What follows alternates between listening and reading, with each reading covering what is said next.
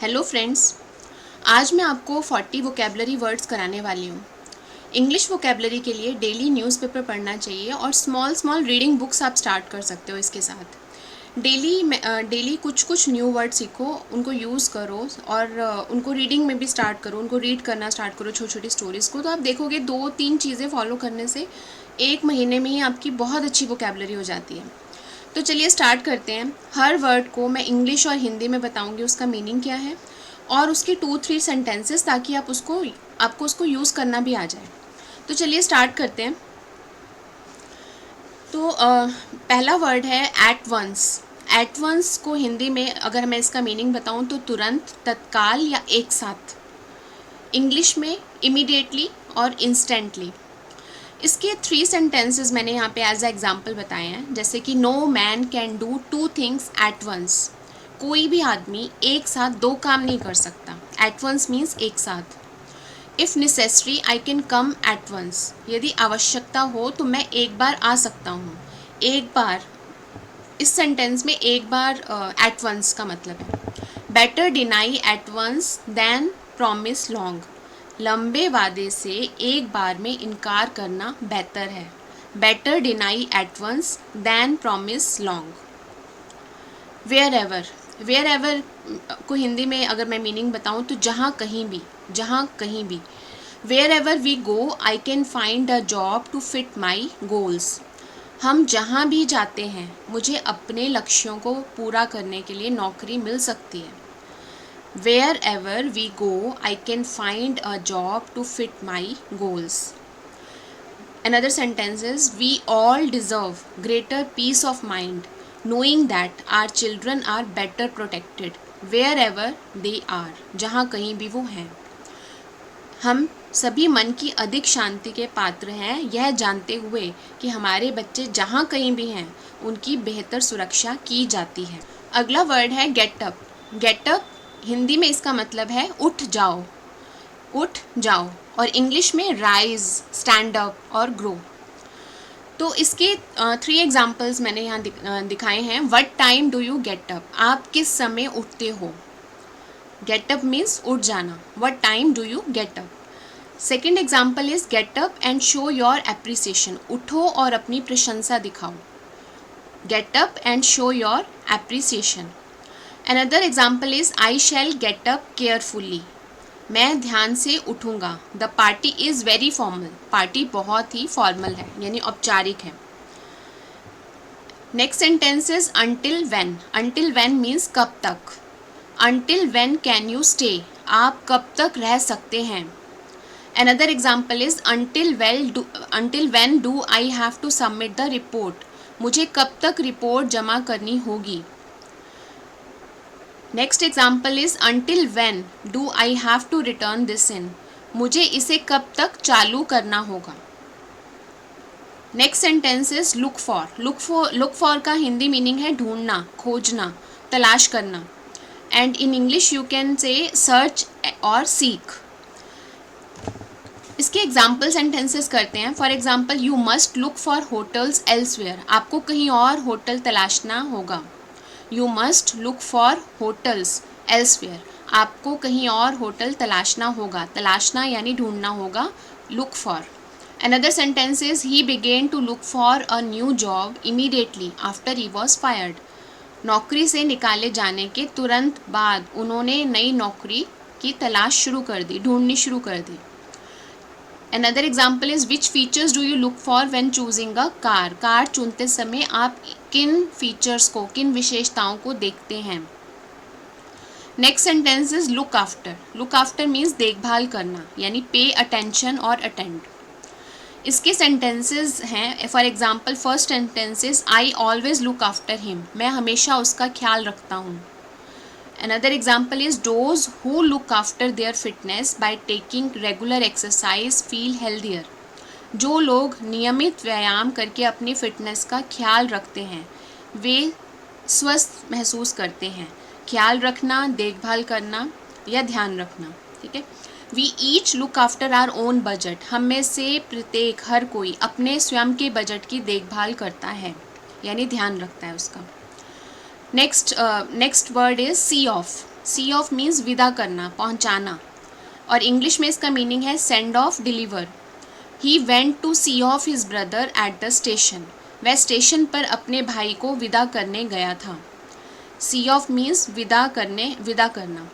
Another example is my friend comes to see me off and on, मेरा दोस्त मुझसे बार बार मिलने आता है, मेरा दोस्त मुझसे बार बार मिलने आता है। Another example is he took the trouble to see me off at the station, उसने मुझे स्टेशन पर विदा करने का कष्ट किया। सी मी ऑफ मतलब विदा करना। When ever, when ever means जब कभी। Always lock your car when ever you leave it, जब भी आप कार से बाहर निकलो तो हमेशा लॉक कर दो, वेन एवर जब कभी।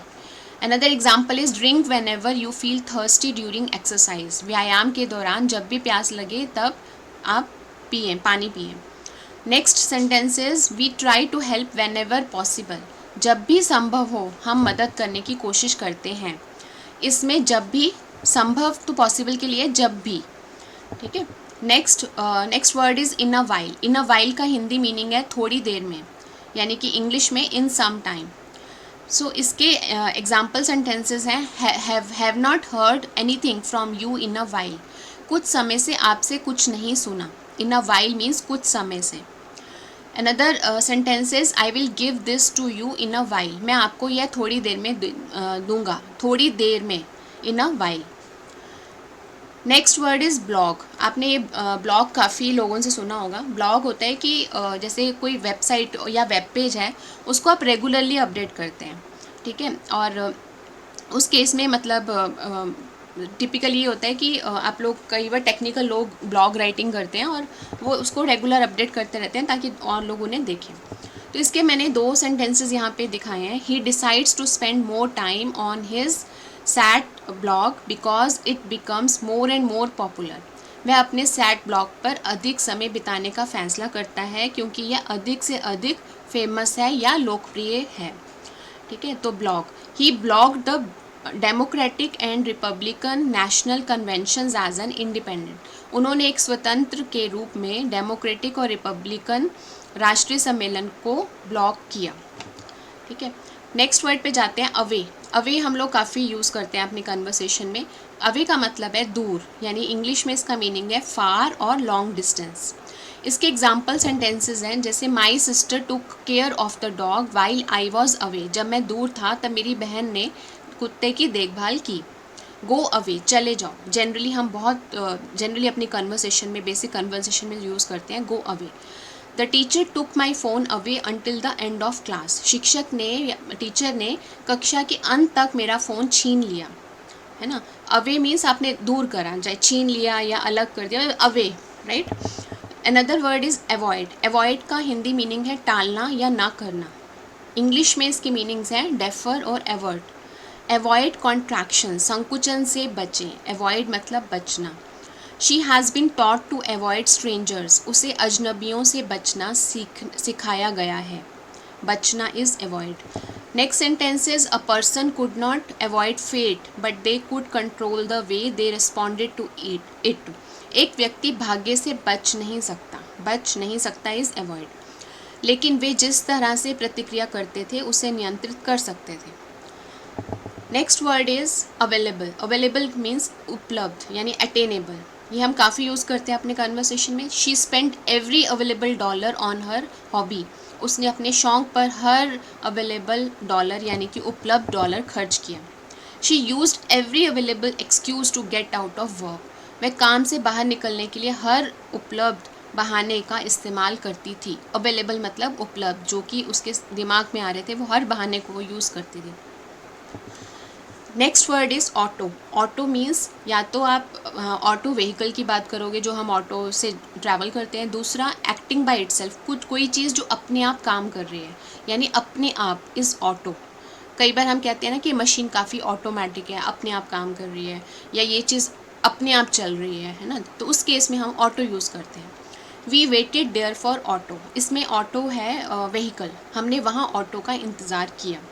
Perfume the bedroom with an auto air freshener. Auto air freshener means कि अपने आप एयर फ्रेशनर जो अपने आप एयर को फ्रेश करता रहता है। तो एक ऑटो एयर फ्रेशनर के साथ बेडरूम को सुगंधित किया, मीन्स परफ्यूम, उसमें परफ्यूम किया, खुशबू की। तो ऑटो दो तरह से यूज़ होता है, ठीक है। Next word is break. Break means टूटना या विराम। इसके इंग्लिश में मीनिंग बताएं तो intermission and shatter. If you break it you replace it. यदि आप इसे तोड़ते हैं तो आप इसे बदल देते हैं, ठीक है। Another example is give yourself a break and get some rest. मतलब अपने आप को थोड़ा ब्रेक दो, थोड़ा सा जो आप रेगुलर काम कर रहे हो उससे ब्रेक लेके आप थोड़ा रेस्ट लो। ये ब्रेक अलग है, ऊपर वाला जो सेंटेंस में ब्रेक था उसका मतलब है तोड़ना। Next word is beyond. Beyond means परे। परे, और इंग्लिश में अगर मैं इसके मतलब बताऊँ तो intermission. It is abundant beyond imagination. यह कल्पना से परे प्रचुर मात्रा में है। एबंडेंट मीन्स प्रचुर मात्रा में। Another example is this is something so far beyond what he has. वह जो था उससे कहीं आगे की बात है। मतलब परे मतलब कहीं आगे की कोई अलग तरह की दूर की बात है, उससे हट के बात है। बिटवीन मीन्स के बीच। इसके इंग्लिश में मीनिंग है अमंग, अमिडस्ट। इसके एग्जाम्पल सेंटेंसेस हैं that is the only difference between them. उनके बीच में बस यही डिफरेंस है, यही अंतर है। Another example is don't make me choose between you and my mother. मुझे अपने और मेरी माँ के बीच में चूज़ करने को मत कहो, मतलब कि चयन मत करो। तो बिटवीन मतलब बीच में, दोनों के बीच में। Next word is authority. Authority means प्राधिकारी। It means freedom granted by one in authority और पावर टू इन्फ्लुएंस और कमांड थॉट और ओपिनियन और बिहेवियर। अथॉरिटी की जब हम बात करते हैं तो कोई बड़े अधिकारी के लिए होती है, जैसे कि इस सेंटेंस में दिया the principal is the person in authority at a school. Principal एक स्कूल में अधिकार में व्यक्ति है जिसके पास सारा पावर है, सारा अधिकार है। Another example is she had a difficult time respecting authority because she wanted to do things her way. उसे अधिकार का सम्मान करने में कठिनाई होती थी क्योंकि वह चीज़ों को अपने तरीके से करना चाहती थी। Next word is author. Author मतलब लेखक, जो बुक्स लिखता है, डॉक्यूमेंट्स लिखता है। इसका इंग्लिश में मीनिंग है वन दैट ओरिजिनेट्स और क्रिएट समथिंग। इसके एग्जाम्पल सेंटेंसेज हैं who is your favourite author. आपका पसंदीदा ऑथर कौन है, लेखक कौन है। Another example is I have learned a lot about modern authors. मैंने आधुनिक लेखकों के बारे में बहुत कुछ सीखा है। ऑथर मतलब लेखक। Next word is certainly. Certainly means निश्चित रूप से। इसको इंग्लिश में अगर मीनिंग बताएं तो श्योर और necessarily. Its example sentences are music can certainly enrich your whole life. यानी कि संगीत निश्चित रूप से आपके पूरे जीवन को समृद्ध कर सकता है। निश्चित रूप से यानी पक्का, कोई चीज़ अगर हमें पक्का है तो वो हम उसके लिए सेंटेंस में सर्टेनली यूज़ करते हैं। The design certainly looks good on paper. कागज़ पर डिज़ाइन निश्चित रूप से अच्छा लगता है। Another example is company certainly has the potential for growth. Company में निश्चित रूप से विकास की संभावनाएं हैं। नेक्स्ट वर्ड है सर्टेन। सर्टेन का हिंदी मीनिंग है कुछ या निश्चित। इंग्लिश में इसका मीनिंग है समवट और श्योर। इसके एग्जाम्पल सेंटेंसेस बनाए हैं यहाँ पे, जैसे कि he is certain there is no danger. वह निश्चित है कि कोई खतरा नहीं है। Another example is this information has made me certain about my decision as time passed. समय बीतने के साथ इस जानकारी ने मुझे अपने निर्णय के बारे में निश्चित कर दिया है, श्योर कर दिया है। Another example is success is very certain. सफलता निश्चित है। Next word is consumption. Consumption means Hindi meaning is seven या खपत, यूज़ करना, खपत करना, ख़त्म करना। इंग्लिश में इसका मीनिंग है एक्सपेंडिचर। इसके एग्जाम्पल सेंटेंसेस हैं water consumption decreased during the winter. सर्दी के मौसम में पानी की खपत कम हो जाती है। Another example is this food is not fit for human consumption. यह भोजन मानव उपभोग के लिए उपयुक्त नहीं है, सही नहीं है। Another example is consumption of oil has declined in recent years. हाल के वर्षों में तेल की खपत में गिरावट आई है। Next word is consume. तो ये सिमिलर कैटेगरी के वर्ड्स लिए हैं, consumption, then consume and further consumer. Consume का मतलब है उपयोग में लाकर समाप्त कर देना। इसके एग्जाम्पल सेंटेंसेस हैं जैसे कि एक small vehicle will consume less fuel. एक छोटा वाहन कम ईंधन की खपत करेगा। Another example is we consume these calories in the form of food and use them up in maintaining the bodies functions and movements. हम इन कैलोरी का सेवन भोजन के रूप में करते हैं और शरीर के कार्यों और गतिविधियों को बनाए रखने में उनका उपयोग करते हैं। Another example is many people are unaware of just how much food and drink they consume. बहुत से लोग इस बात से अनजान होते हैं कि वे कितना खाना पीना खाते हैं। तो इसमें अलग अलग तरह से कंज्यूम को अलग अलग जगह पे यूज़ करें। Next word is consumer. Consumer means उपभोक्ता। उपभोक्ता कंज्यूम करने वाला। But insurance is a competitive industry where consumers do have choices.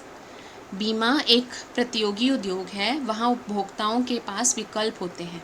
Consumer इसमें जो कंज्यूम कर रहे हैं, जो यूज़ कर रहे हैं, यानी उपभोक्ता जो है। Consumers will feel the effects of storm at the market. उपभोक्ता मार्केट में, बाज़ार में तूफ़ान के प्रभाव को महसूस कर रहे हैं। तूफ़ान इसमें स्टॉर्म है।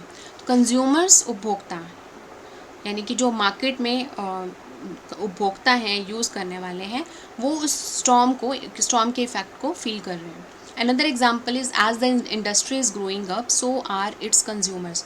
जैसे जैसे इंडस्ट्री ग्रो हो रही है, बिजनेस ग्रो हो रहा है, उसी तरह से उपभोक्ता भी ग्रो हो रहे हैं।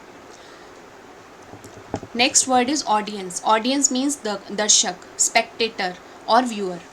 इसके एग्जाम्पल्स हैं the concert attracted a large audience. Concert ने बहुत सारे दर्शकों को आकर्षित किया। The audience clapped and cheered. दर्शकों ने तालियां बजाईं। Next sentences the audience has expressed it's approval. दर्शकों ने अपनी स्वीकृति व्यक्त की। Next word is attention. Attention means ध्यान देना और इसके इंग्लिश में मीनिंग है नोटिस और regard. He shrugged returning his attention to the coffee in his cup. उसने अपना ध्यान अपने कप में कॉफ़ी की ओर लौटाते हुए शर्माया। Another example is it's going to be a beautiful day. Sarah said as she turned her attention back to her food. यह एक खूबसूरत दिन होने जा रहा है, सारा ने कहा और उसने अपना ध्यान अपने भोजन पर वापस कर दिया।